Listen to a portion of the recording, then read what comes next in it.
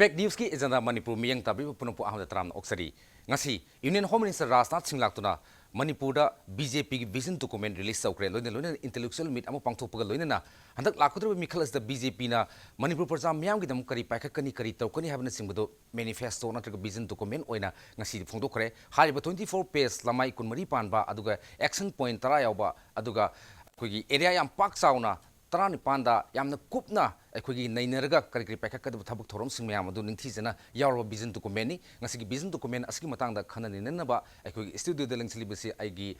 Heck, right tongue with the Levi, Yamun Yamantukumani Omba, editor Whelan Pau, Manipuri, Masung, Mitamik Edison, Yamun Tram Oxley, welcome to Agenda Manipur. I do heck the links in this now. BJP Manipur Pradesh spokesperson so oriba aduga vision document 2020 gi khoi chairman so ibiriba aduga hoji document se puthokpada yamna chauna daita lobiriba khoi oza arkeranjini oza butram oxari welcome to Agenda Manipur aduga hek thangna links in briefs na myam hena sakhangna noted political analyst amsung senior journalist oza lehaw thom sarchandran oza butram oxari welcome to Agenda Manipur Zandan aham da khangjani ngi bofum si tasingna muk khoi na ipet roughly yengjem mutamda yamna mayek sengna akogi live film si yamna clear cut over policy program mayam di yobiri adu high program sing si tasingna muk masigi kaino si huji program yamna khanani si Manipur projana khanai si election mawang da dol party khudimuk na akogi manifesto si yam phaja phajana dum puthokra kanda ngasagi last da sarkar par kanda thabai tau tau khudibigi film khaktai high film dumak BJP su madu tagadoribra Senwaki am the Tamoshing Hajab Taragadi all over India the BJP gi Sasan Labour State Singda election among the BJP na Prazamiamgi Ihul Amadi Apambadu Kangakanda Aquena Tasing the field oriented over report around the lower Kanda Putukoni BJP vision documents plus Aquena Pangidation Vanatava Aquena Iriba draft Oribodo PMO office Tamu Yangaga Masi Aqui Tobung Gadrang Moidra Hibana Singbo Kupna Yangakanda Tobung Gadava Sing, Paikat Payaba Sing do, Adung Aktamak, a quiggy vision documents in the Hapani. Aduna Masi, I quiggy when a day, Sarkar Pyrabdi, a quay Soidanamaki, Hariba Tabuxing Seprazagi interest, a quay Loin Toguni, Aduga BJP example Yang Bigargasu, Assamgi election da, Sugumba vision documents, Pongaga, Huzik, within this short span of time, Sida, Assam da Moina vision document, how keep sing do. One by one, Tabuk to on to a. Adumak, Kogi Manipur Dasu, Madu, on Tona, we don't take Kogi Pandam Sitam Javan. Ozana Habib Dona, Kohiman Kumar Beso, Sahi Contra in a Congress, Yoruba, Finance Minister Assam, Nasai Haki Matungina, Assam the Su Bizin to commence, La Contant Mangondo Sukitang, Awama, I pet some of them talking, I don't want to see Bagabat Gita when I must say Kogi political party, the Moto one day. Implement of how the high, even Kogi 7 pay commission, implement of Hokre, at the free education for the women or girls ki to bo hokre habna simba mayam su tak pikre adu ta sinamak yamna koina pakhasabadi Manipur hek erukanda di ekta masigi kaino sekta rajniti gi khudung sab lawna na bo honam kanda ka gadi karam ni yar wi findu lakadra habi aki bidu lebni yamun kari habin ngi simatanga sajan akogi masigi si vision document ha si amarom da haraga political party amagi manifesto ni manifesto natraga vision document haibsi kari da yumpham oige na hai kanda akhoi lengak ama pair kanda thabak tawni haibani akhoi BJP na Manipur da lengak paira gadi asidi yawri mayam singsi thabak oin othokani haibani yam phajai phajaba ngaktani yawri singsi phajada badi amta yawroi nupi koi gumjani yamram da nupa na pakhang macana akhoi nupa si na nupi si unare kan si da mabani chana ba wari si Kamato Tangai no Nupas and the Pis Hangdoni, Nupisina, Mapunchiki Chaktung, Mana, Imana, City, Hogi, Yang, Malaria, Nangatari, Nangatong, the Hauro and I Tong, Madu Mayamatan Sabi, Mayamduki Honaba, the Tank Panigana, Toy the Hajenba, and the partner, so I do in Hagimatam, I used to tank Pani, Sunakan Davana, I might put to come out with Tim Tamoina, Havadagi, a Tam Baginiana, have the Papa Actane, what is Harrising. Aduga Hayang, Leminarkanda, Winere Iduna, Nasagi, a power mayam do, Hawari mayam do, what do you will and by one name? Adugumbani, she lies here, Nasagi, a Papa Actan is hiding Hogi, said the Professor Mayam Yorongani, even Kamato was Aran and Masam for the sit draft of Yorongani with the Kalimne, intellectual labor in Aduna, Mashida Equina, Kamenka shoe pinning eye lady, Aduda Aina Hygienic Bamadi. ꯑꯩꯈꯣꯏꯒꯤ ꯂꯩꯉꯥꯛ ꯄꯥꯏꯔꯒꯗꯤ ꯁꯤ ꯇꯧꯅꯤꯅ ꯍꯥꯏꯔꯦ ꯃꯌꯥꯝ ꯑꯃ ꯌꯥꯎꯔꯦ ꯁꯤꯗ ꯃꯔꯨꯑꯣꯏꯕ ꯃꯦꯖꯔ 10ꯒ ꯄꯤꯗꯅ ꯑꯗꯩ 15 ꯈꯥꯏꯗꯣꯛꯇꯅ ꯃꯌꯥꯝ ꯌꯥꯎꯔꯦ ꯁꯤꯗꯁꯨ ꯑꯍꯣꯕ ꯃꯌꯥꯝ ꯑꯩꯈꯣꯏ ꯇꯧꯍꯟꯅꯤꯡꯕ ꯃꯌꯥꯝꯕꯨꯗꯤ ꯌꯥꯎꯔꯦ ꯑꯩ ꯑꯗꯨꯅ ꯇꯝ ꯂꯥꯛꯆꯒꯦ ꯑꯗꯨ ꯀꯔꯤꯒꯨꯝꯕ ꯂꯩꯉꯥꯛ ꯄꯥꯏꯗ꯭ꯔꯒꯗꯤ ꯀꯝꯗꯧꯕ ꯂꯩꯉꯥꯛ ꯄꯥꯏꯗ꯭ꯔꯒꯗꯤ ꯄꯣꯂꯤꯇꯤꯀꯦꯜ ꯄꯥꯔꯇꯤ ꯑꯃꯒꯤ ꯊꯧꯗꯥꯡꯁꯤ ꯂꯣꯏꯔꯕ꯭ꯔꯥ ꯁꯤꯅꯤ ꯑꯩꯒꯤꯅ ꯍꯥꯏꯖꯔꯛꯏ ꯋꯥꯐꯝꯁꯤ ꯑꯇꯩ ꯀꯔꯤꯝꯇꯒꯤ ꯅꯠꯇꯦ ꯁꯥꯖꯟ ꯃꯅꯤꯄꯨꯔꯁꯤꯗ ꯂꯩꯔꯤꯕ ꯑꯩꯈꯣꯏꯒꯤ ꯏꯂꯦꯛꯇꯦꯠ ꯀꯥꯡꯕꯨꯁꯤꯡꯁꯤ ꯑꯣꯄꯣꯖꯤꯁꯟꯗ ꯂꯩꯕꯁꯦ ꯃꯣꯏꯁꯤ ꯍꯩꯅꯗꯦ ꯃꯤꯌꯥꯝꯅꯁꯨ ꯑꯗꯨꯝ ꯃꯁꯤꯒꯤꯁꯦ ꯑꯗꯨꯝ ꯌꯥꯅꯤꯡꯗꯦ ꯑꯣꯄꯣꯖꯤꯁꯟꯗ ꯂꯩꯔꯒ ꯀꯩꯗꯧꯗꯣꯏꯅꯣ ꯆꯍꯤ 5 ꯃꯥꯅ ꯂꯥꯎꯔꯝꯃꯦ ꯇꯥꯕꯤꯕꯣꯏ ꯇꯥꯕꯤꯗꯕꯣꯏ ꯇꯧꯏ ꯀꯩꯗꯧꯗꯣꯏꯅꯣ ꯍꯥꯏꯕ ꯄꯣꯠ ꯑꯃ ꯂꯥꯛꯑꯦꯕ ꯑꯗꯒꯤꯗꯤ ꯑꯗꯨꯒ ꯑꯀꯣꯟꯕꯗ ꯃꯗꯨꯒꯤ ꯋꯥꯐꯝꯗꯨꯗꯒꯤ ꯅꯛꯁꯜꯂꯀꯥꯟꯗ ꯉꯁꯥꯏꯒꯤ ꯃꯃꯤꯁꯦ ꯀꯥꯏ ꯇꯥꯔꯛꯀꯦꯗ ꯁ꯭ꯇꯦꯠ ꯑꯦꯁꯦꯝꯕ꯭ꯂꯤꯗ ꯇꯥꯔꯛꯑꯦ ꯑꯦꯁꯦꯝꯕ꯭ꯂꯤꯒꯤ ꯃꯤꯐꯝꯁꯤꯗ ꯔꯨꯂꯤꯡ ꯍꯥꯏꯕ ꯑꯃ ꯂꯩꯒꯗꯕ ꯑꯣꯄꯣꯖꯤꯁꯟꯅ ꯃꯥꯒꯤ ꯔꯣꯜ ꯂꯧꯒꯗꯕꯁꯤꯡꯁꯦ ꯑꯝꯇ ꯂꯧꯔꯛꯇ꯭ꯔꯦꯕ ꯑꯀꯣꯟꯕꯗꯗꯤ ꯃꯅꯤꯄꯨꯔꯒꯤ ꯃꯤꯌꯥꯝꯅ ꯑꯣꯄꯣꯖꯤꯁꯟ ꯀꯥꯏ ꯆꯠꯈ꯭ꯔꯒꯦ ꯑꯣꯄꯣꯖꯤꯁꯟ ꯃꯌꯥꯝꯗꯣ ꯀꯥꯏ ꯆꯠꯈ꯭ꯔꯒꯦ ꯃꯊꯧ ꯇꯧꯗ꯭ꯔꯦꯅ ꯍꯥꯏꯅꯔꯛꯄ ꯃꯌꯥꯝꯁꯤꯡꯁꯦ ꯑꯗꯨꯃꯥꯏꯅ ꯍꯥꯏꯅꯔꯛꯏꯗꯨꯅꯦꯕ ꯑꯗꯨꯒ ꯂꯥꯁꯇ ꯑꯣꯄꯣꯖꯤꯁꯟꯗ ꯂꯩꯔꯝꯕ ꯃꯌꯥꯝꯗꯣ ꯔꯨꯂꯤꯡ ꯑꯣꯜꯂꯀꯥꯟꯗ ꯀꯣꯡꯒ꯭ꯔꯦꯁ ꯂꯣꯏ ꯑꯣꯟꯈ꯭ꯔꯦꯅ ꯍꯧꯖꯤꯛ ꯆꯠꯂꯤꯁꯤꯡꯅꯦꯕ ꯇꯧꯔꯤꯁꯦ ꯁꯤꯒꯤ ꯍꯥꯏꯕꯗꯤ ꯃꯅꯤꯄꯨꯔꯗ ꯀꯔꯤꯒꯨꯝꯕ BJPꯅ ꯂꯩꯉꯥꯛ ꯄꯥꯏꯔꯒꯗꯤ ꯚꯤꯖꯟ ꯗꯣꯀꯨꯃꯦꯟ ꯑꯃ ꯐꯣꯡꯉꯦ ꯁꯤ ꯇꯧꯅꯦꯅ ꯍꯥꯏꯔꯦ ꯀꯔꯤꯒꯨꯝꯕ ꯂꯩꯉꯥꯛ ꯄꯥꯏꯗ꯭ꯔꯕ ꯑꯣꯄꯣꯖꯤꯁꯟꯗ ꯂꯩꯔꯒꯗꯤ ꯇꯧꯒꯗꯕ ꯊꯧꯗꯥꯡꯗꯨꯗꯤ ꯐꯣꯡꯕꯤꯕ ꯉꯝꯕ꯭ꯔꯥ ꯀꯔꯤꯒꯤ ꯐꯣꯡꯉꯣꯏꯗꯣꯏꯅꯣ ꯑꯩ ꯐꯣꯡꯐꯝ ꯊꯣꯛꯇꯕ꯭ꯔꯥ ꯃꯗꯨꯒꯤ ꯋꯥꯍꯩ 5-10ꯗꯪ ꯌꯥꯎꯕ ꯕꯨꯛꯂꯦꯠ ꯑꯝꯇꯪ ꯊꯝꯕꯤꯔꯒꯗꯤ ꯃꯗꯨꯗ ꯂꯥꯛꯀꯗꯕ ꯀꯥꯔꯛꯀꯗꯕ MLA ꯃꯌꯥꯝꯁꯤꯡꯗꯣ ꯃꯗꯨꯅ ꯑꯩꯈꯣꯏꯒꯤ ꯑꯩꯈꯣꯏꯒꯤ ꯂꯥꯏꯕꯛ ꯊꯤꯕ ꯍꯥꯏꯇꯥꯔꯦ ꯊꯤꯗꯅ MLA ꯑꯣꯏꯔꯒꯗꯤ ꯑꯗꯨ ꯊꯕꯛꯇꯣ ꯑꯣꯟꯊꯣꯛꯄ ꯉꯝꯃꯛꯀꯅꯤ ꯃꯤꯌꯥꯝꯒꯤ ꯑꯣꯏꯅ ꯀꯥꯟꯅꯔꯛꯀꯅꯤꯅ ꯑꯩ ꯈꯜꯂꯤ ꯑꯍꯥꯟꯕꯒꯤꯗꯤ ꯁꯤꯛꯇꯪ ꯊꯝꯖꯒꯦ ꯌꯥꯝꯅ ꯌꯥꯝ ꯐꯖꯅ ꯇꯥꯛꯄꯤꯌꯨ ꯑꯣꯖꯥꯅ ꯃꯁꯤ ꯄꯣꯏꯟꯠꯁꯤꯃ ꯅꯣꯠ ꯇꯧꯕꯤꯌꯨ ꯑꯣꯄꯣꯖꯤꯁꯟ ꯑꯣꯏꯅ ꯑꯣꯖꯥ ꯑꯃꯨꯛ ꯂꯥꯛꯆꯒꯦ ꯑꯗꯣ ꯑꯣꯖꯥ ꯂꯩꯍꯧ ꯆꯟꯗ꯭ꯔ ꯃꯔꯨꯑꯣꯏꯅ ꯍꯧꯖꯤꯛꯀꯤ BJPꯒꯤ ꯚꯤꯖꯟ ꯗꯣꯀꯨꯃꯦꯟꯁꯤ ꯑꯩꯈꯣꯏ ꯁꯨꯝ ꯍꯥꯏꯐꯦꯠ ꯌꯦꯡꯕꯗ ꯌꯥꯝꯅ ꯐꯖꯅꯗꯤ ꯎꯔꯦ ꯑꯗꯣ ꯑꯣꯖꯥ ꯃꯁꯤꯒꯤ ꯄꯣꯠꯁꯦ ꯇꯁꯦꯡꯅ ꯐꯖꯅꯕꯨ ꯏꯝꯄ꯭ꯂꯤꯃꯦꯟ ꯇꯧꯔꯒꯗꯤ ꯃꯅꯤꯄꯨꯔꯁꯤ ꯆꯍꯤ 5ꯗ ꯀꯗꯥꯏꯐꯥꯎꯗ ꯌꯧꯕ ꯌꯥꯏ ꯊꯥꯖꯕꯗꯤ ꯂꯩꯕ꯭ꯔꯥ ꯀꯃꯥꯏꯅ ꯇꯧꯏ ꯉꯁꯥꯏ ꯍꯥꯏꯈ꯭ꯔꯦ ꯀꯩꯅꯣꯗ ꯑꯩꯈꯣꯏꯒꯤ ꯚꯤꯖꯟ ꯗꯣꯀꯨꯃꯦꯟ ꯍꯥꯏꯕꯁꯤ ꯃꯦꯅꯤꯐꯦꯁꯇꯣ ꯑꯃꯅꯤ ꯄꯥꯔꯇꯤ ꯑꯃ ꯑꯣꯏꯕꯒꯤ ꯃꯥꯒꯤ ꯃꯆꯠꯇ इलेक्शन मतमदा मैनिफेस्टो पुथोक्तना मियामदा खंगनबा हाइबसी पार्टी अमगी तौफम थोपनी प्रजाना मदुदा पार्टी सिना वासाइबा पोसे पांथोकनी हाइबसी ने मयाम लौरिसे मदु ओइगदबनी अदु अखोगी मणिपुरददी अखोगी हिंचाबिना वासकपगी अखोई सरी तौबा हाइबदो माइ तौना याम फजबा डॉक्यूमेंट नेना पुथो यारगा दगी मैनिफेस्टो ने पुथोकी बिसिंची ngasi bawda point yankhai yoge yu humpu ge yu cham ge yu tawda election he loi gibada dum loin kaw hore maram di kenoida election si ka graba MLA he oi hi matamda mi edu ngasai gi taibang mi oram bada gi isor ga wapra am ta khena bai bhab ta lagna hari ba punamak to loin kaw ra aina hai basina finance ne na lei ba mayam si to matamda dei di hojik magi kari gi vision nungjan ga se loin to gi ni he election loi ba ga mantri oi ga do gi punamak mantri di trying thoi da ni oi do ri se ko madai da kari kari to bo ya ge na masida chena matamda adum lang leibada vision nungjan ga loi mang doi aduna hairi ba si vision ji da yaug de ba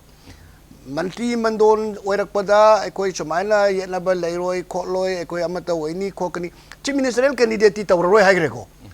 oining mamu ora sanu hayang angam ba ma na haigre madu ide am clear ora yam phai aduga ekoi na howdoni ma thabak se mantri semba sidagi mai magi group tawna lei amana muk chongjilakpa mayam lowdori ne ba sigumba si defection mayam natraga any to mayam se masi sagotloi khokloi ga haba sidi amta yaugde maramdi hojik BJP ga congress ga chairiba thar force hagera force hagera karino oining bo rasano BJP ga congress ga si takat tana chairaga ani dugi marakta amaga loina ba yabagi thakta dungwa dungange mayam se ada hariba mayam sigi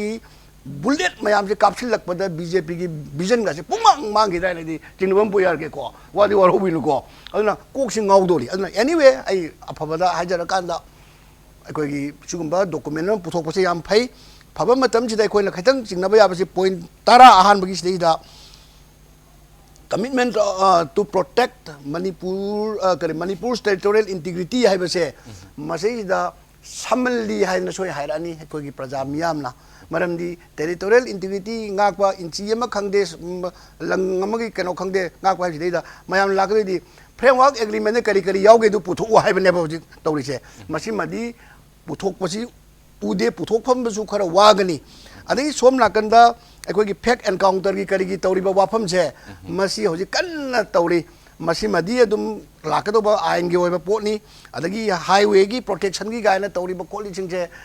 ꯃꯥꯡꯗ ꯇꯥꯔꯤꯕꯁꯤꯡꯁꯤꯗ ꯑꯩꯈꯣꯏ ꯀꯔꯤ ꯍꯧꯖꯤꯛ ꯂꯧꯈꯠꯂꯒꯦ ꯈꯣꯠꯂꯒꯦ ꯒꯥꯏꯁꯦ ꯍꯥꯏꯗꯕ ꯈꯣꯠꯇꯕ ꯃꯌꯥꯝ ꯑꯃ ꯃꯁꯤꯗꯩꯗ ꯐꯗꯤ ꯐꯖꯕ ꯄꯨꯊꯣꯛꯑꯒ ꯃꯆꯥꯛꯇꯗꯤ ꯏꯍꯣ ꯍꯣꯕꯒꯨꯝꯕ ꯈꯔꯗꯤ ꯑꯗꯨꯝ ꯌꯥꯎꯒꯅꯤ ꯌꯥꯎꯖꯁꯅꯨ ꯋꯥꯁꯛꯄꯗꯨ ꯐꯥꯎꯗꯤ ꯌꯥꯝ ꯐꯔꯦꯅ ꯈꯜꯂꯤ ꯑꯗꯨꯅ ꯉꯁꯥꯏꯒꯤ ꯂꯩꯔꯤꯕ ꯐꯤꯕꯝꯁꯤꯗ ꯑꯩꯈꯣꯏꯅ ꯌꯥꯝ ꯆꯦꯛꯁꯤꯟꯒꯗꯕꯁꯦ 2007ꯗ ꯕꯤꯖꯦꯄꯤꯁꯦ ꯏꯂꯦꯛꯁꯟꯗ ꯑꯃꯐꯥꯎ ꯀꯥꯈꯤꯗꯦ 2012ꯒꯤ ꯏꯂꯦꯛꯁꯟꯗꯁꯨ ꯑꯃꯐꯥꯎ ꯀꯥꯈꯤꯗꯦ ꯀꯣꯟꯅ ꯕꯥꯏ ꯏꯂꯦꯛꯁꯟꯗ ꯀꯩꯗ ꯀꯥꯖꯔꯛꯄꯗꯨꯅ ꯑꯃꯅꯤꯀꯣ ꯃꯗꯨꯗꯤ ꯑꯩꯈꯣꯏ ꯊꯥꯕ ꯑꯗꯨ ꯀꯣꯟꯅ ꯊꯥꯕ ꯌꯥꯏ ꯑꯗꯨꯗꯤ ꯍꯟꯗꯛꯀꯤꯁꯤꯗ 2017ꯁꯤꯗ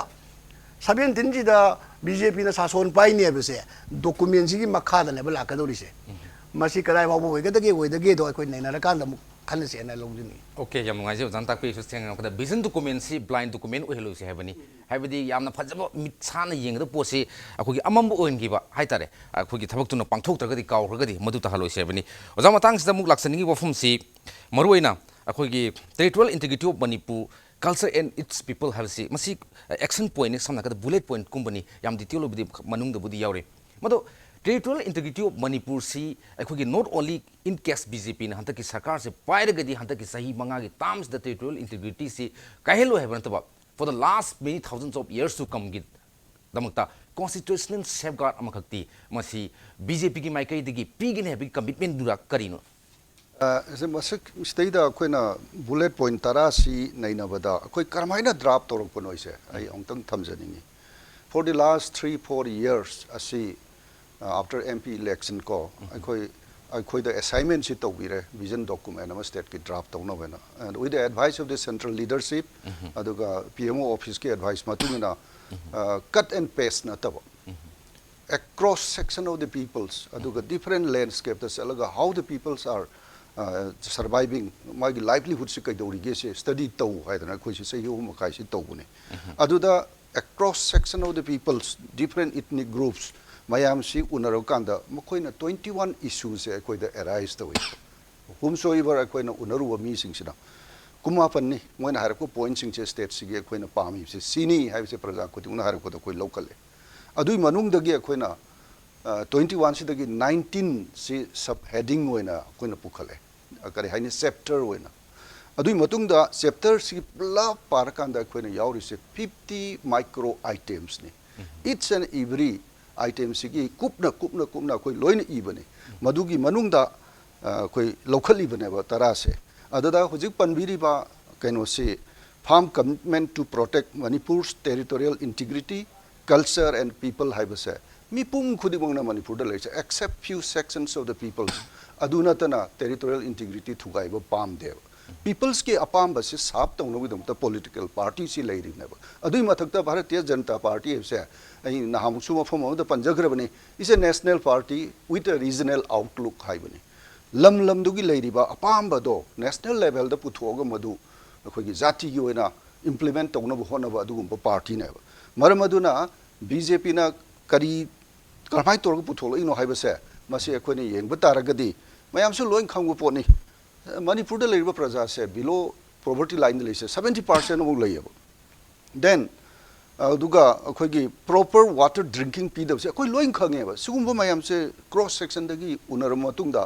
apam ba do akhoi na karmai na yagani haiba sigi matung ina irakpani aduga ngasi mak akhoi gi vision document se release tawmatam da akhoi honorable Union Home Minister Rajnath Singh ji na haigre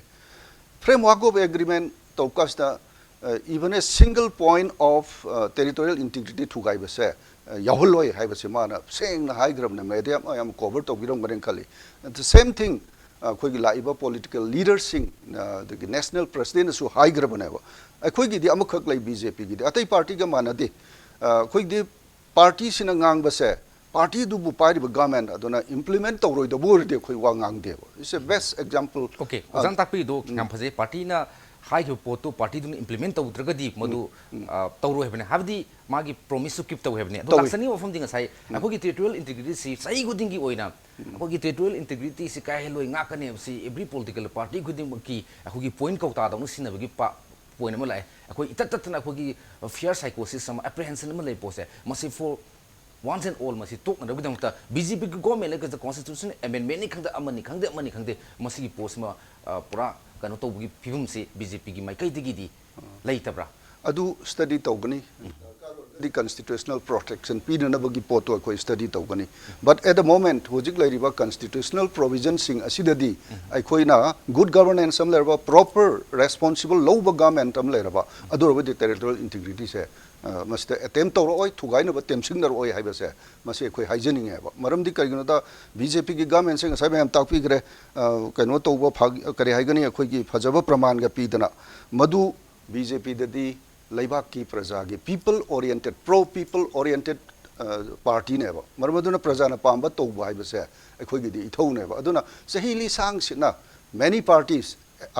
BJP na taba atai party sing sina province to ga tau daba aduna mohoi gi adugumba mayam aduna peoples na thaja daba di ai aduna Bharatiya Janata Party na thamjari ba pose haijan banate exaggerate to bunate what the peoples feel ado political party amana magi responsible do lower ga masi pangthok no ba to bune ba aduna BJP gi mahau sing tang yeng biu sine ai haijani is okay tasina kan the constitution safeguard na the protection am khakti tangai fadana ko even sing the harga 371 article C ga ine basmai to dana amadang di Manipur gi territorial integrity si ngak tragadi ngasagi matam supada ngahal legan traga thengkhang kya da si problem thengna badina masi posita senmo BJP ne sarkar pa kan masi thambiragadi Manipur praja mayam na yamna pinagan heba fumje thamjabagal lona matang soide break amalujake breaks ki matung da ko yam 200 ke impact news ki agenda Manipur miyeng ta dun leibiu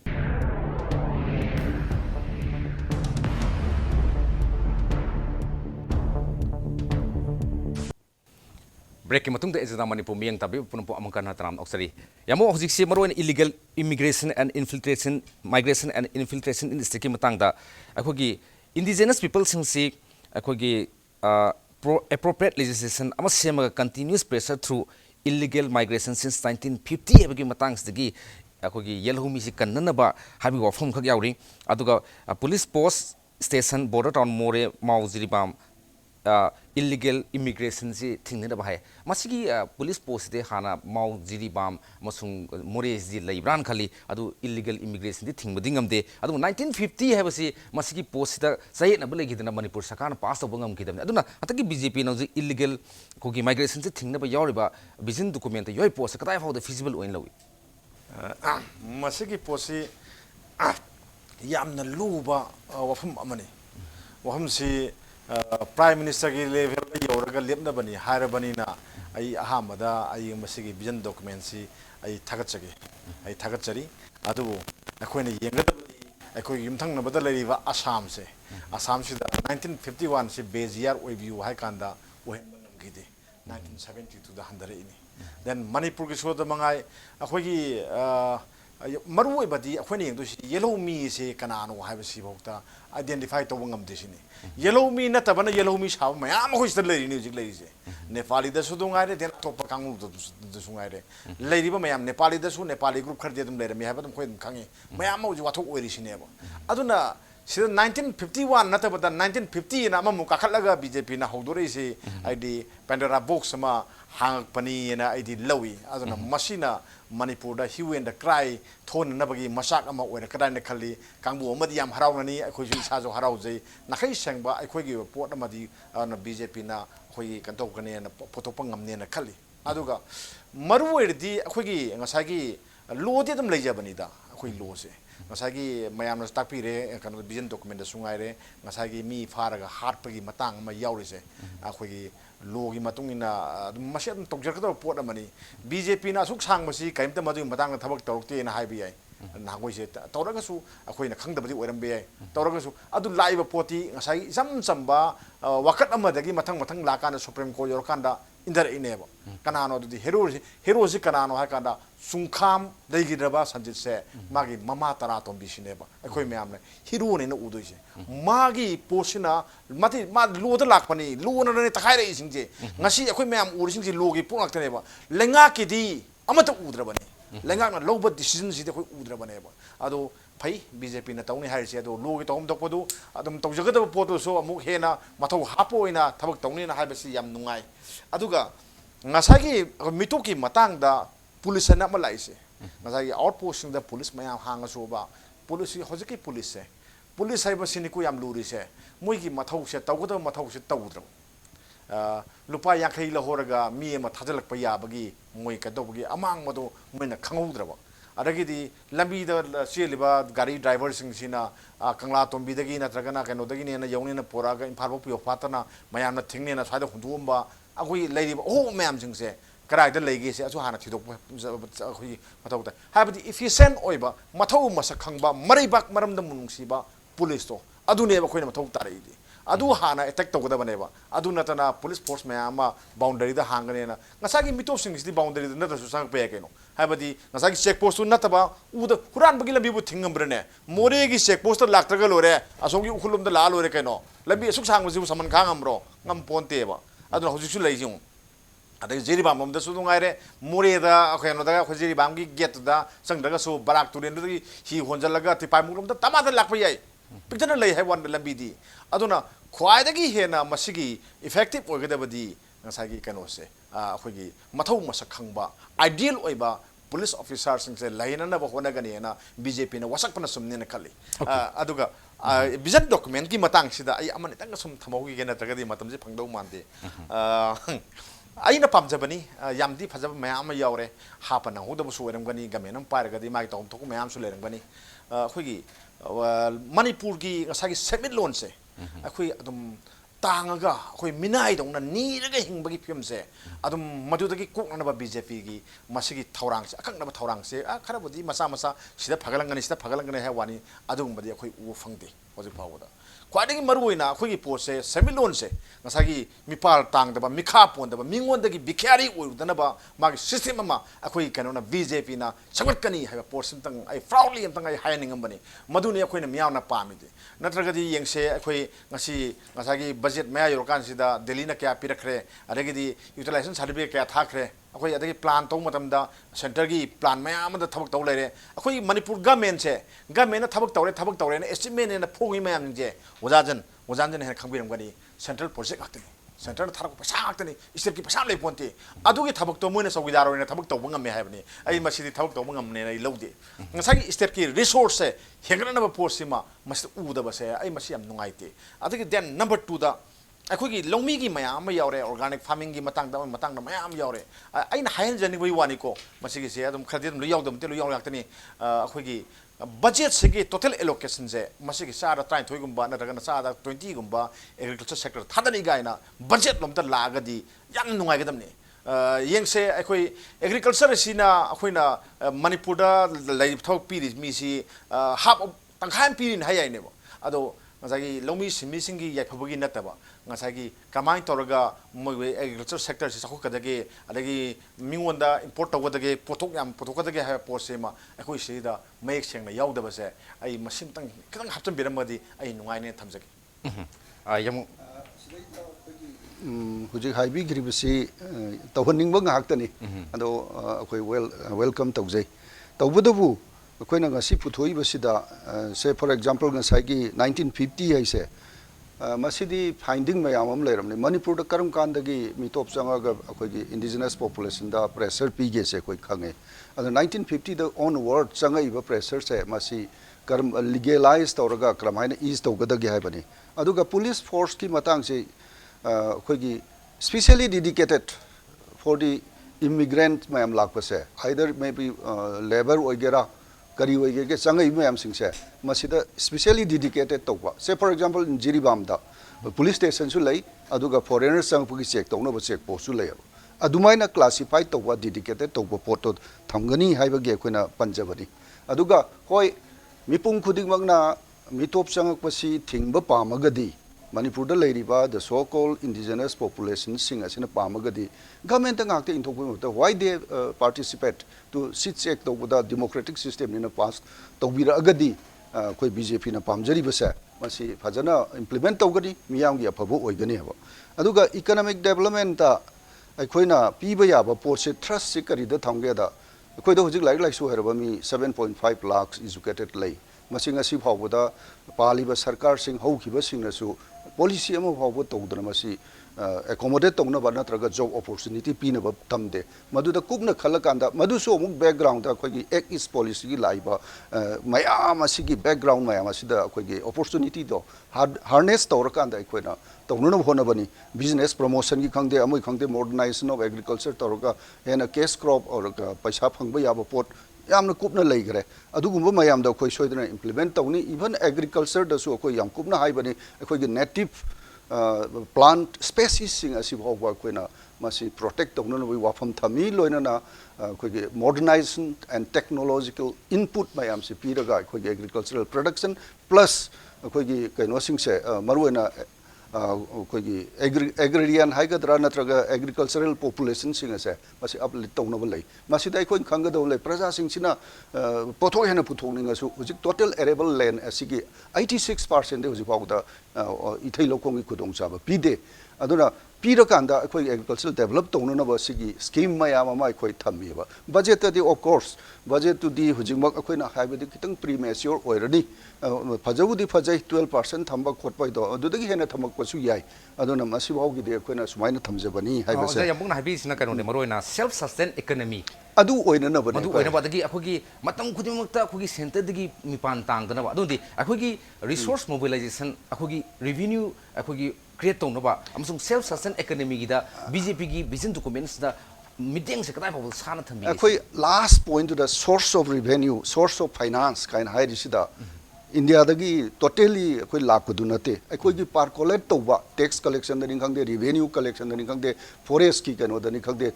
मासुल लौदनि खंगदे there are many leakages मसी लैरिब सिंगसे मसी check तौगनी करमाई तौगदोबा गुड गवर्नेंस लाक कांदनेबा अफबा शासनमा लाकांदने बीजेपी की वकलोनसु ट्रांसपेरेंट करप्शन फ्री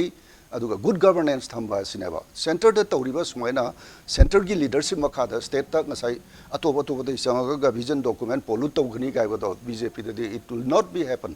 तौबुसु ngमोय ओके ओजाना गसागी लास्ट की जो हाबी उगांदा खोगी World Bank Asian Development Bank यादगी सुमो मयाम द इवन जर्मनी मयाम दगी सु अखोगी कनो सेंथंग से लुथना अखोगी इकोनॉमिक डेवलपमेंट तौना होटनगनी हैबनी अदु सो फार अखोगी Japan Bank of International Corporation ना अखोगी कनो द पिधबदई हेन ngasi बावसु लेते अदु तसेनो बीजेपी ने मसिगी मेथोडोलॉजी मयाम लोइन उबियो फंगबरा हाबदि अखोई इकोनॉमी से इंप्रूव तौनबा से फॉर एग्जांपल तसर कनोगी हायरो सेरीगी हायरो जापान ह्यूज अमाउंट थादलगा पालिब सरकार दुना मैनेज तो होइतबा मिसमैनेज तौबदगी थाजदबदगी फंडु कक्खिबनेबा we will create another avenue we will create another atmosphere asi honestly tawbu matamda transparently tawbu matamda any world gi funding agencies ngi loi pinang ne ba si adugi damukta ne ngaskai mayam na budi criticize am tawi fdi torokpa kholokpa ga isida fdi sina la kanda paisa puthokpu ngamadun torkanda aikoina sunanabagi atmosphere sunanabagi opportunity ma aikoi mipum khudimona business da hainabra technology da hainabra natraga तोंगान तोंगान बत्रेता हैनबा foreign ट्रेता हैनबरा पुनमक से अखोई पुथोकबा याबा याम लैरिबा से फॉर एग्जांपल मणिपुर दा हार्बेल से प्राइम मिनिस्टर मा सामुना हायरमबने हार्बेल इंडस्ट्री तौबदा मणिपुर से सक्सेस होइना अदो अखोई लैरिबा सरकार अमसुंग अखोइना पावर पाइदबनिना सुगुंबा पोट से हन तौदे अदगी सेल्फ सस्टेन होइनबदोंता अखोई सिदा याम कन्ना पंजबने लैंड पोटेंशियल क्लासिफाइड तौरकांदा सिंखोंग चिंगया सिदन नदन लैरिबा चिंगी स्लोप सिंग अखोई करमाइन यूटिलाइज तौनी मसीगी होल पॉलिसी से कोई विजन डॉक्यूमेंट फजन यावबने मधुदा पल्ली से स्लोप तक कर्म मोंग सिनरगा केस क्रॉप हेना पुथोकदरा करीना हेना वर्ल्ड मार्केट दरकार लै कोई डोमेस्टिक कंज्यूमशन द करी दरकार लै हाइबन सिंग से थोरो अंडरस्टैंडिंग थोरो एनालिसिस तौर कांदा अखोइना से ब्रीफ पॉइंट हापसबने ओके ब्रीफ पॉइंट हापसी ब्रीफ पॉइंट तब यामना फजना माय पाना पांथोपियो हबनी तसिंग मणिपुर प्रजाना पामिसी ओजा चंद्र खोगी रोड नेटवर्क से हुजी डॉक्यूमेंट्स जो से खोगी मणिपुर द लेरिबा नेशनल हाईवे खुदुंग से 4 लेन हाईवे लोय ओगनी खोगी नेशनल हाईवे से इम्फाल जिरिबा Imphal Dimapur Imphal Moreh Jessami to Aizawl on priority basis है अदुगा डिस्ट्रिक्ट हेडक्वार्टर खुदमक 4 लेन ऑल वेदर रोड्स हन हाइब पोसक मसु यावरे अदे अतोप बिष्णुपुर जिरिबा अदगी मयाम इंटर डिस्ट्रिक्ट हेडक्वार्टर मयाम खगले मसिगी मथक्ता अखोगी तमेलोंग चुराचांपुर चांदेल डिस्ट्रिक्ट सु अखोगी तमसी हंदनबा अखोगी तनेल हुटपकी वफम मयाम गसु यावरी अदे क्राउडेड अर्बन सेंटर द फुट ब्रिज हाबगी वफम मसु यावरी अतोप मयाम खक्ति लेरे अदुबु मसिदा लाक्सनी पोसी मसिगा आइगा पुंजन बेयाबा मा सिगी तौरगांदा हाईवे प्रोटेक्शन फोर्स तौर बन ब्लॉकेट फ्री मणिपुर मसु उहेंगनी हारी साइज द कदाइ भाउदा आइगा पॉलिटिकल एनालिसिस मन लौबी याय आई वा माइगा गेमसे 제대 비전 도큐멘트다 하이리버세 하이범 토에 말음디 아이코기 호직 레리버시데이다 자히 호직 센츄리시 게나 21st century 거 सिदा अखोगी लेरिबा फिल्म सी सोरोक स्वाइदा हौजी अखोगी मीसिंग जी सुमाइन तौरीने मागी लोइनमक तोई फुटपाथ दुकान फमजिनबा फुटपाथ होटल फमजिनबा फुटपाथ अहिंग दगिना आबाव गाड़ी खामजिनबा कदोबसिदा सिगुंबा मयाम मसिबाव तौदरो कदाय दरबा नेशनल हाईवे दा अखोगी 4 लेन सेम दौरिन खोतोरिने चिंगदा तौदोरिसिबो चिंगदा तौदोरिबा चिंगसिंगसी कदाय वाइदा तौरगा अखोगी लमजिगी चिंगी लेरी फिल्म आगे होई जो कनोनी ज्योग्राफी की साथनी यामना खंगा बजानी करी करी से अखोगी लमदासिदबो 4 लेन गासी हौजिकी मणिपुर की लंबी वन वे की गाड़ी में चटप फाउदा सही क्या कल्पम तौदना कुमपुना लेरग 4 लेन जिबु सही मंगादी तोने सही 10 से बीजेपी ने शासन पारा सेमंग सोंग ngमोय सिम ओरो दो वासे हाजिन बसी कानादबा अदुना अदि मुहुता अखोगी होजो होजिक लेरिबा लेरक खुलक के मयाम से मसी खरा फहनसी का खर थाजब याइको हारिबा सिंगी मयाम सिदैदा लंबी फहनदोरिनी खोतोइनी गायना हाइबसे हाइबदी याय राबोन को सनागी कैराक थानी हैना हायरगा थाबी थानिंग थाब नंगौदबदो मरमदी सही मंगा सिदा गायदा ngमदोरिनोबा मरमदी हारिबा सिंगीदा स्पोर्ट्स यूनिवर्सिटी होइने फावो स्पोर्ट्स यूनिवर्सिटी की मफमगी करी येना तो मतमदा अदुम हौजी फावो तो ngमदे से सेंट्रल 100 डेज की प्राइम मिनिस्टर ना Pirba Manipur Pirba खुदोल चावरबमनेबा political will dictator political will good dictator collective leadership ni de hire kanda collective leadership je loinamak si development hai je kaino da mai phurkhau chonbagi development lom da leyaba any lambi semba ha ge hayu jum sa ba ha ge hayu kare hoji university ma lingne hai kai dawe university की construction तौना बल लंबी अदगी land development की करी पैसा cell lump the उई है जदिबा university C ore अकान the नत्रगा सी तौ मतम द काना गदौरिबा पोट अदु करिनो हाबगी महुता ठिका की युम का साहुनी दु तौनेना मरमदी लाइबा स्टप सिंग जे MLA ओइना कारकदौरिबा मी सिंग जे मदुगी स्टप तो द येंगदोइने को लागदो सिंग मदुना होजि येंगबि सोशल वर्कर जी फनेयाम थाइको होजि मोगी बायोडाटा पिरक मागी फिदिबिता सोशल वर्कर जी हाइपेट मसिंग यामेबा करीनो सोशल वर्कर है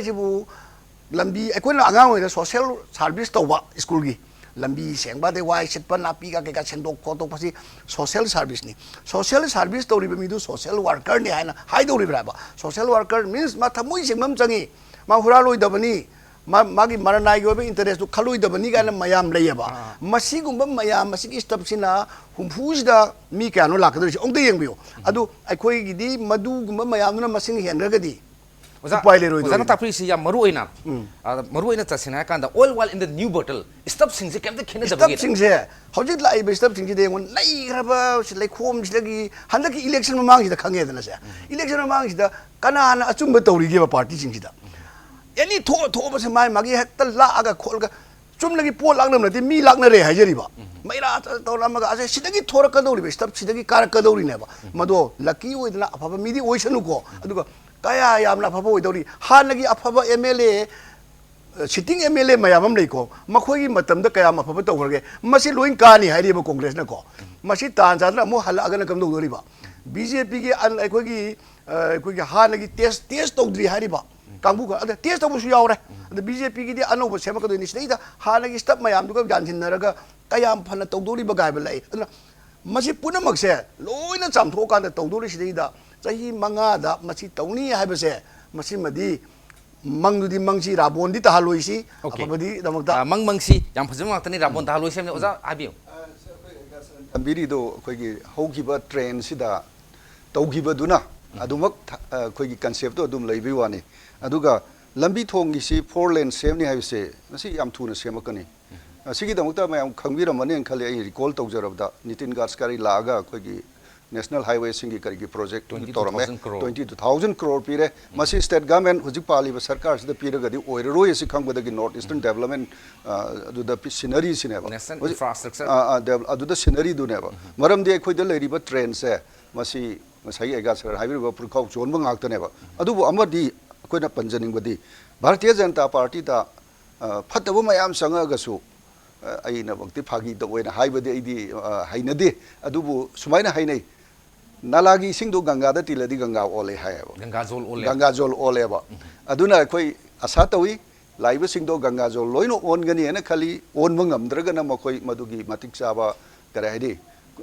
साप तो फंगजब तारे अदुगा बीजेपी दी आई हाइजे सिने कैनोनी कमिटेड प्रो पीपल ट्रांसपेरेंसी लेना तौगदबनी मधुदा सोयरक मीदो मधुदी मसाना आउट टुक जगी के ओजा बी सी अखोई गंगाजोल ओनबुगुम दना अखोई अरुपो योपी उग मरु ओबनी इराले इसिन तावबो ngam हेबदनी ओजा मतंग जम लाक्सनिंग सी ब्लॉकेड फ्री मणिपुर ओगिने हाइसे इवन ngasi su हाइब खिखिबो चुमताई अदो मसी तसिंग हाकांदा हाईवे प्रोटेक्शन फोर्स से पी कांदा मसी सोल्व तौदे नत्रगा हाउ फार विजन डॉक्यूमेंट सी कमिटमेंट से कदाई फोल अखोई दी मसे अखोई दहानसु हाइग्रेको रामाधोप जी ना हेमंत विश्वास ना हर मयामना फागी वेना ताबी बगी वाने अखोई द हेक शक्ति से लेब सरकार चलाइबगी शक्ति से चांस से लेरदी सिगी हाईवे प्रोटेक्शन तौबा गाइबा लॉ एंड ऑर्डर से स्टेट की सब्जेक्ट ने से वेरी क्लियर इंडियन कॉन्स्टिट्यूशन की लेरिबा सिस्टम सिदा मसी पालिबा स्टेट सरकार सिना मधु खंगब ngamdragadi adum failure oine adu BJP di as per Indian constitution state ki role karino haibse koi fajana tawraga highway protection se within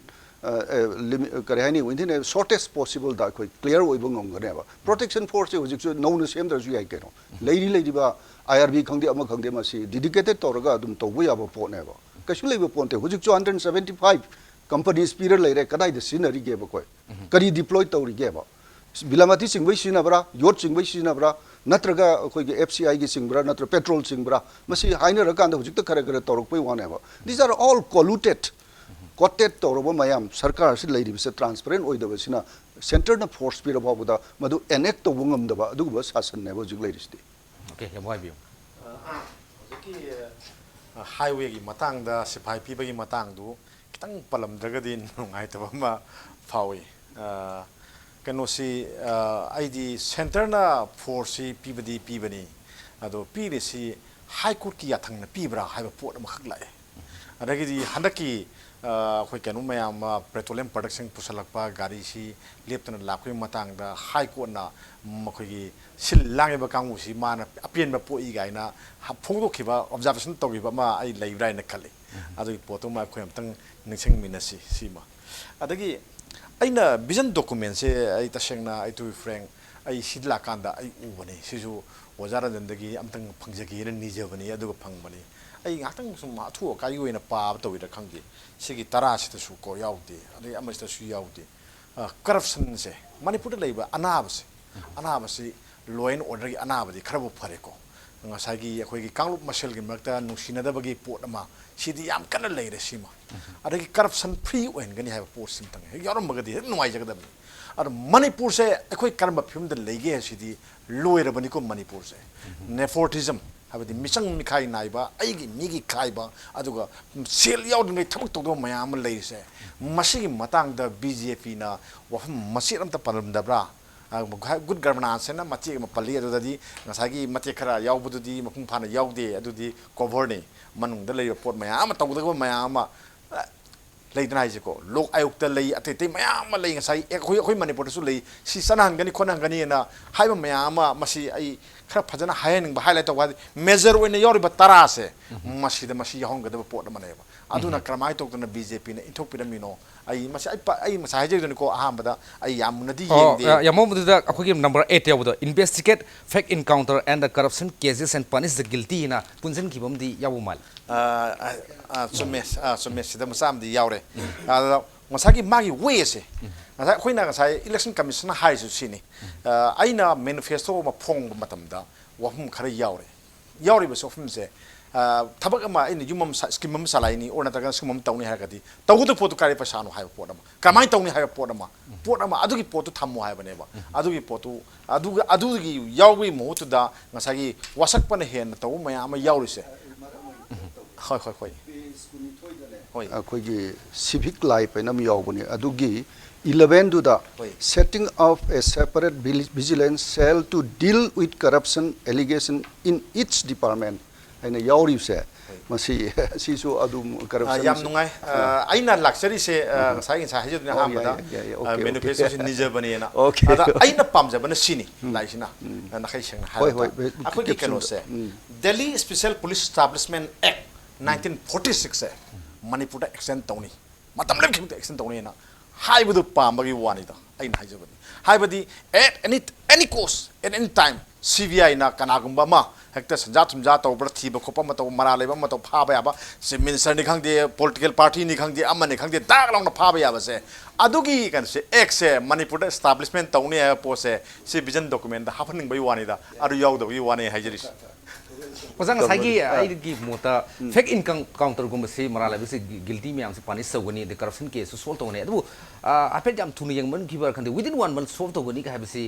masi exaggerate to bu singbra kamate ꯑꯩꯈꯣꯏ 1 month haibro yam thuna tawani one within 1 yam month thuna tawgane ne adu kai su kai de sidi maramdi fake and ka taw hoy maramdi akhoi lingering tawro yaba any cases ta public ki interest ta karigumba port amata akhoi namjal laga thamo yaba fake phagbaga khudak ta magi legal process to hum thokodo tawon gane yaba BJP ki sarkar di aduna nei khoi na transparent thairi se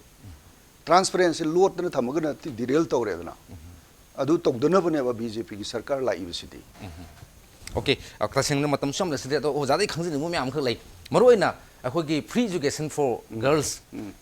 to akhoi gi post graduate for mu hai adagi ani sumu tamda akhoi gi housing for the houseless haibum su lei bire adagi imphal si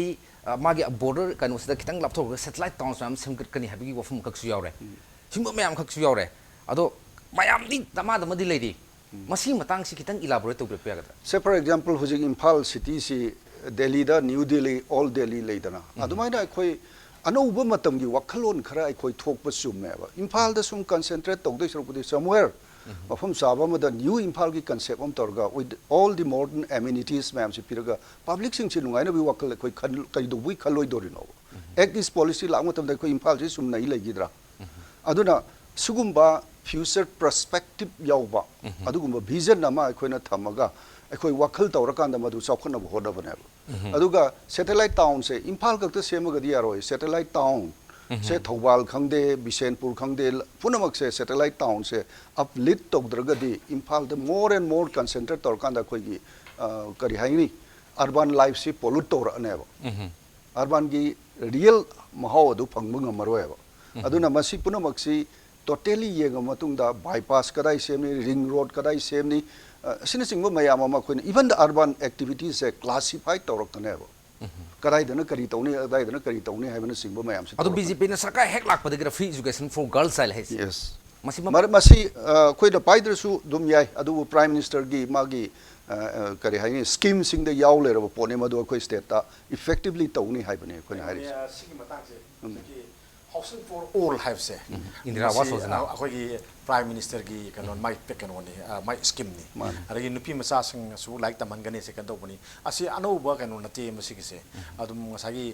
hanadi hon lag ado yambo aina ningsing jai sina masi kai gino da anouba natraga su sumaina kan hayaudragadi masi hekta tawroi da bagi film oigedra na sum pakhasadra aiga adugi ningsing jam akhoi gi do hujing tawri se scheme mayam se ngasi 100 more than 160 schemes pro people oiba prime minister na hogdu eba ado akhoi manipur da masi popular oide eba kari gi noida siar gadi ma yamna election maya ne na khanbi busu yai ladiba existing government sina masi popular ohening geba aduna masi mangi se kana dano only to the peoples sports universities adana thamaka na mangi se kana dano koi gi sport talented miam se mangali ne ba sigi whole facilities as a grooming to gada base masi misgovern and good governance like tabasina mangali aduna BJP na good governance porkani aduga punamak se facilitate tawgane ba okay ai amunga kan ai ga sulak sege adu matam suluram ne aroi boina khoi ojada ojan janda question tang sege oja maroina hanta ki kano si piriba manifesto or vision document sigi mayam sing se at least within 5 years tangkhai bodu loibang ngam khami bra aduga haiba sing ta sing phajana fully implement rogadi budget allocation se yam charokado male masi ngasagi prime minister gi level for the PMO gi office for gi knowledge leiraga thadarak vision document ina masi implement tawda waro in khanbra aduga simply akhoi kai haini yam chaung thajaba pibo oina thoktai ra kamai tu I think science so haijagre Bharatiya Janata Party gi any vision document se cut and paste nate amade sindoga hapana te actually field da chalaga darkar oiba praja na pambadu hapa bani hapa kan khune draft tawri bo khudimo se PMO office ta examine tawra bani exaggerate to yawra magana moi lokthok khine ba masi phawdi tawba yai ngamani within the tenure of the government, if the BJP governed the state, asi to wung money haidna puthok pane wadu ngasai koi hemanta ga aiga gana hai gibam lai opposition or di to roi drai na opposition or so koi demand tawni tawrakanda hoi implementing stage da maduda koi gi halagula to godabdu di koi gi responsibility oidre dana hujik leiriba scheme am se loin spoil tawri si ado kan oza ai nam khangjani si vision document me am singsi sahima as khar khar sum troka ai khogi document si kan osi loiba na hudre hantak su sarkar sem tang pibiu hantak su loiba na hudre sarkar sem pibiu haina ba adugi slow process to de speedy akoina di hairaroi akoina tawbu loi hogdraba prajana demand tawraba adu rabadi prajana dum BJP thajaraga karakani akoi to hungam do so next subsequent tam da dum loin fulfill tawngam ne as for example how ki bese hi kya da Manipur da potential se loiraba sarkar gi investment mayam tor kan da linkla ba pot mayam ma dismantle tor mangali se for example Jiribam tea state ko adagi khoi gi Manipur spinning mills weavers mayam le lang viga da se masi mangal le cha khoi renovate tawni ko khoi renovate tawni se prime minister level da yor kan da khangala abane ba Jiribam tea state se khoi pisa tan ba yamne chi cha se Manipur da horokim ne se mi khang loi khangna ro pone how it spoil madu akhoi study tor kan da khoi sarkar soina renovate tawni aduga akhoi gi ai si lakane ma sa income gi ga pad ki bato madu gi base level do khon gani tawya ba tawgani aduga phaba thabsu matu na amu khalkan yamu hojiki akhoi gi ozaki wafum sing se kai kai habining bale yam phajaba wang haktani ado spinning mill siba adai khansari sugar mill siba adagi lomi sing se adai chu thariba lomi sing lasing thagadoi ba lomi sing yokatana mill du salaya ponte ba mildi leibi ai mildi sama su lakpi ai aduga ngasagi ngasagi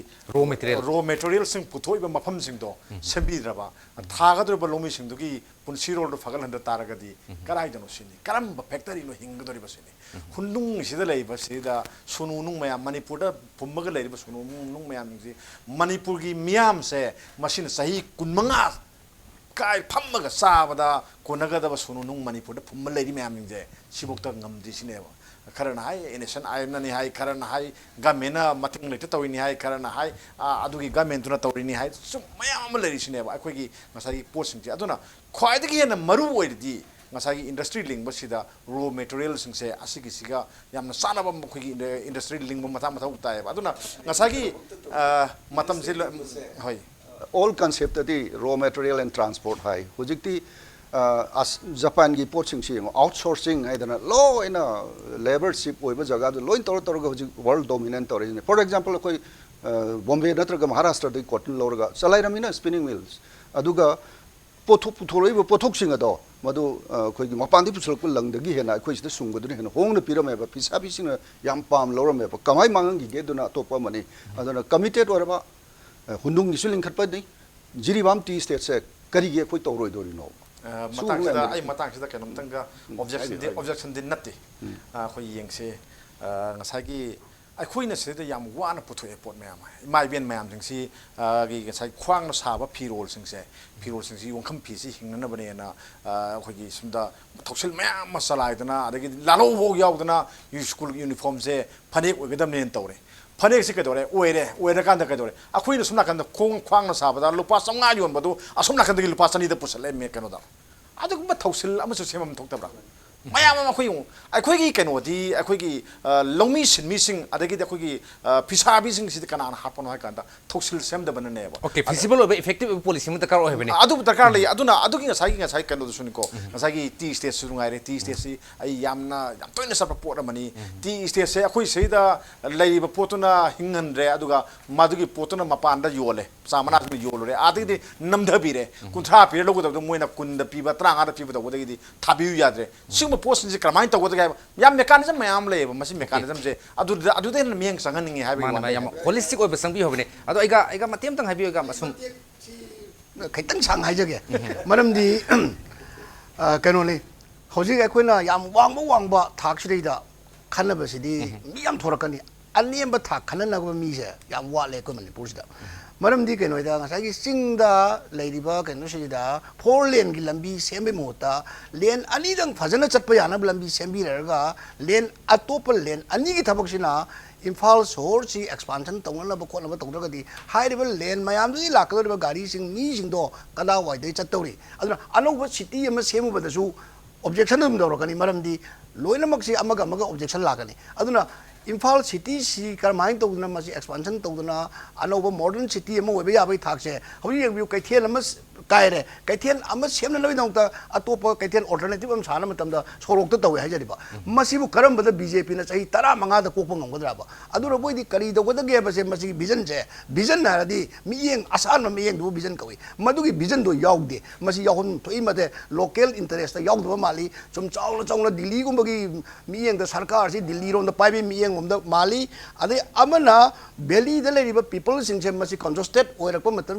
ching jucation oh in a lakanda belly people sing sigi magi right as a masi masagi lam the massage labor yabjartaba masagi yum the massage labor ya the big taxi lagadi pick crab Manipur say the belly people sing sigi right chekara mina nakadori hypersimus yum to ajadiba singi dana development sigi what pagin white bayam lay some than a belly the lady sing sigi मागी अधिकार से कदाई बहु गापी दौरी है से मसीसु vision जिदा आसान vision ले आसान में येंगुनी सिगुम बसिंग से खरा चिथन लांधब यावब्रा हाइने खंजई अदुना मसीदी सप्लीमेंटरी खरा हापचिन ब चुमब्रा मरमदी बीजेपी ना गवर्नमेंट सि चेंबल लाबा थंबानदु फजन सापी तारदी थंबानदुगी मनु यावरब लैरिक अमसुंग मागी थमचे तो मरु संग ब थमचे ओहेन ब फै नत्रगदी मरु संग ब थमचे तो दी थंबान सा सुकान रोय हाजरिबा okay one line da habiu Usi oiga sarana haibirido madu aidi thainagi concept ne na lojei waru bibadi ade akhoi awang ba khar khansi aduga modern music laiba world gi lady ba pot mayam se khar yengaga akhoi su tungi ngasi sahi mari manga gi nataba at least sang vision ai se khoi phajana thamaga masida tawja okay yam ngai je ozan jana vision document se yam sang ba miyeng am khakta hoi british na khogi cc road ta tharam ba khogi keli tikpan bi se masi tharam sing asi ba dum chat nei dani yam sana ingam bani na adum ba kholon da sembani chahi mari manga gi na te ba fam ni adu ta sing bade khogi viewers sing from the thamjani ba fam omna ekhon ngasi vision document ki khana jari ba fam si maru oina only अखोगी 20% खतनी अयाम सो खन बगी तंजा फंग्रे अदु viewers सिंग अखोइन खन जेबि सिगी मथक्ता यामना मपुंग फाबा लोइनमक की पोसक तु नते हम थमजबग लोइना मसिगी मखाताना खनननबा मसुंग अमु हेन प्रजा मयामना खंगनबा विजन डॉक्यूमेंट की कॉपी अखोगी लौबिरगा हेन कुपन नैनबना हेन तसेनमक पार्टी सिगी डॉक्यूमेंट सि यानिंगी याइन धाबगी रूम दु लौबि हबो फुम से थमजबग लोइना ngasi di एजेंडा मणिपुर दा सरुक अब्रिबा ओजाहेमंत कुमार निंगोंबा एडिटर खेलन पाउ मणिपुरी अमसुंग मिते मेक एडिशन ओजारंजन spokesperson BJP Manipur Pradesh अमसुंग ओजा लेहतम सचंद्र veteran journalist amasung noted economic political analyst ahumbu amukana thagasi phongtok sari loina na mathang edition agenda manipur gi oinedi mijeng tabiriba punumti kanina ba yathang sari